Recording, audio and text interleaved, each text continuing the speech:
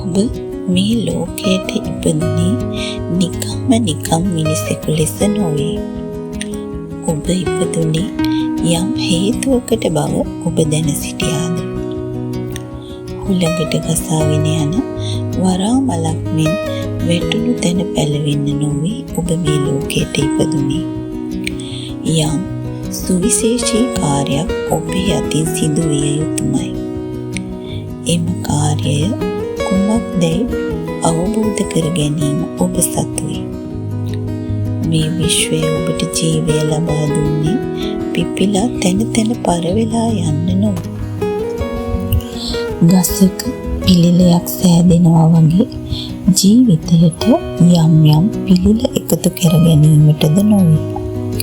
යම් වැඩදායී යමක් මේ ලෝකයට මනුෂ්‍ය වර්ගයාට පමණක් නොව සතා සිව්පාවන්ටද ඔබ අතින් සිදු විය යුතු බව විශ්වයේ තීරණයයි.